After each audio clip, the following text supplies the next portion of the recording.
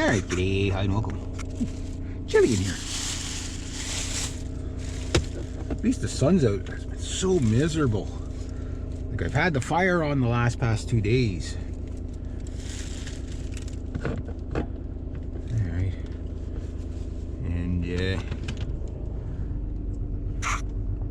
like it's just been so cold, wet, damp, miserable.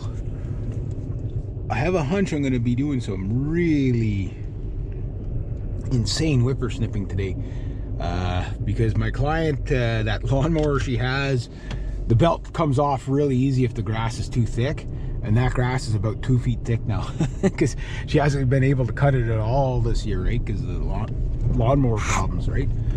And yeah, so what I got to do is take it down from hay down to long grass, like down to about 3 or 4 inches, and then let her cut through it about half deck at a time.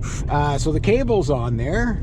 I'm still in disbelief that the cable actually, like the exact cable on a 30-year-old lawnmower that's way out of production, and yet you can still get a cable for it. Again, if that was mine, I bought it last week. Oh, sorry, sir, we don't carry that part anymore. You know, I'd have to search.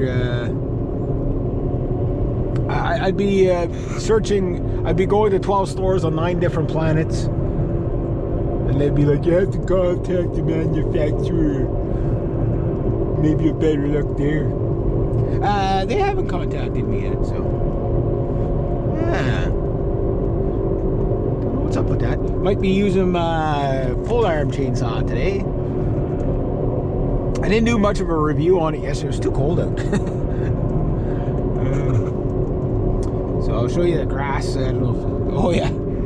Oh, she's out there yet. So that grass there, that's gonna have to whippersnip all that just to get it down enough to be able to cut it with the lawnmower.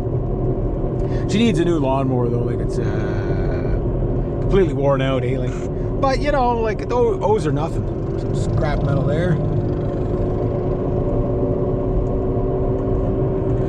Oh boy. Well, at least I had 2 days off in a row, so it does wonders for my back and my knees and my shoulder.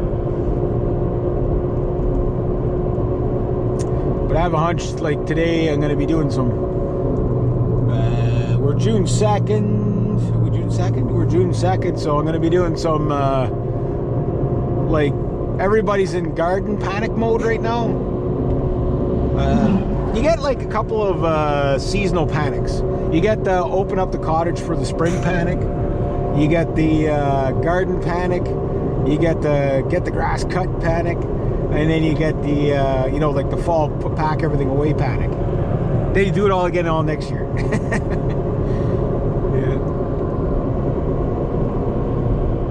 I got my butt warmer. I'm gonna. Seems like if you turn the butt warmer on and then turn it off and then turn it on again, it gets twice as hot. I don't know, it's like butt warmer tricks. Yeah. But poor Paul there, we were supposed to cut grass past 2 days there, and I'm kind of happy that I got, you know, the time off, but it's like now he's all stressed out because it's like, this one client we have, they're quite picky. They're good people or whatever, but they are quite picky. And you know, but they're the hardest ones to do because it's the longest amount of, like, it's 7 hours of whippersnipping non-stop, right? To do all the properties for me, and then, you know, of course, the riding mower and stuff like that.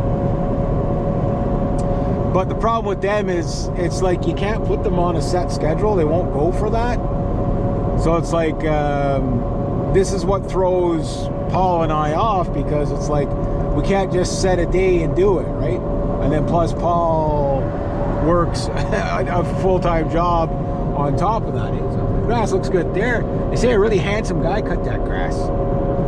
Hey, wait, that was me that did that. That's right. But anyway, yeah, so I like having set days for my clients. Sometimes they get washed out, it happens, okay, whatever. But most of the time you do fare out okay. You know, just It's just if you get one day where it rains, or 2 days where it rains, or a week where it rains, everybody gets a little bit testy. Not too bad. Like, I mean, people understand, you know. But some people are like a little less understanding about it. When are you going to cut my grass? You know, it's like, I'm paying you to cut my grass. When are you going to cut my grass? That's why, like, I don't do like the pay me for the season thing. Some people do it that way, where it's like you just pay for the season, but if you get washed out, then it's like, okay, they paid you for something you're not doing, you know what I mean? So I'm like, no, just pay me, you know, pay me as I do it, you know. Then everything's always up to date. I'm going to be using this thing a couple of times this week, I'm sure. I'll have to go through the starting procedure. I haven't went through the starting procedure with it yet, but I've started these things before. They're a little bit different than the whippersnipper, but kind of the same idea. There's a choke, there's a half choke run kind of thing, and then there's just run. So we'll see how it goes. I'm gonna have to do the mix on that.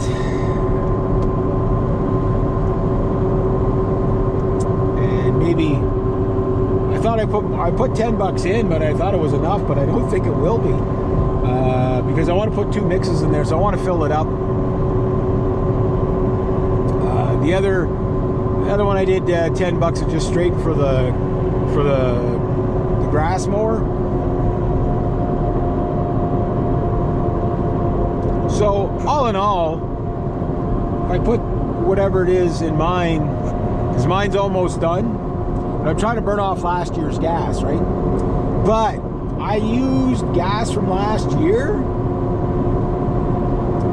and I don't know what happened to it, if water got in it or it just condensated, but it was no good. I put it in my whippersnipper and blah, blah, blah, blah. So I got to get rid of that gas, and it's too bad because there's like half tank there.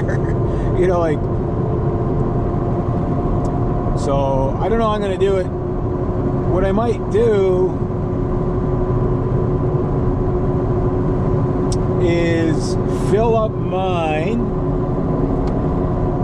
right? Take half of it, put it in the other can, and just charge the client for half of what I paid. I think that would be probably the smartest thing to do.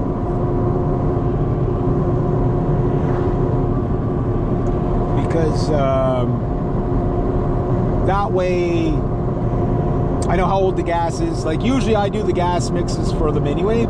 I don't like using other people's gas mixes because you don't know exactly what they mixed. Even if they say they mixed it 50-1, but did they really? You know what I mean?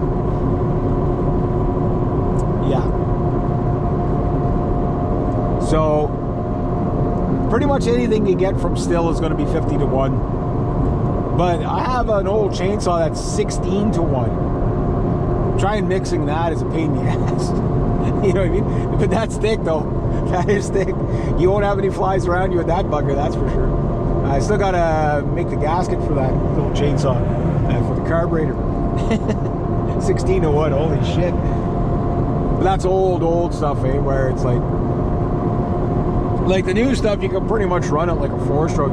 I mean, yeah, you gotta let off the trigger once in a while, but the other stuff, like, it's like,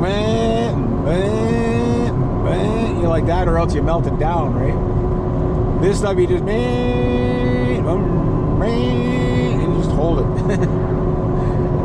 2-stroke technology has come a long way. A long way. But, yeah, if I can get everything this month, well, I'm waiting for them to still pick up the trucks. Like, usually it takes them a couple of weeks before they come and pick up the truck, right? If they remember, right? So I'll probably have to go in and remind them again. So yeah, you remember you're going to come get some trucks, right? Well, we're going to start one truck at a time. I was going to try to get the other truck going, or not going, but like set up to be hauled. But yesterday it was cold and miserable last past 2 days. I'm just like, nah, I'm just going to rest my body. And then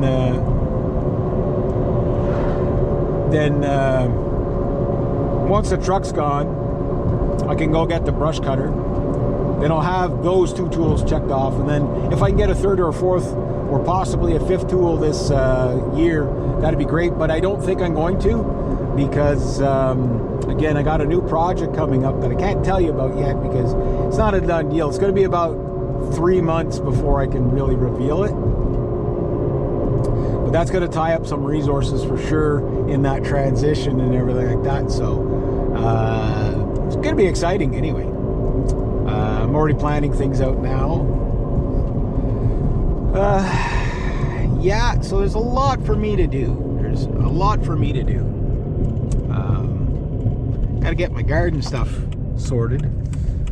But I'm not gonna plant anything till the middle of June anyway, because it's like we could still have a frost like tomorrow morning. It's still that Canada, this zone in Canada, you don't plant early. You know.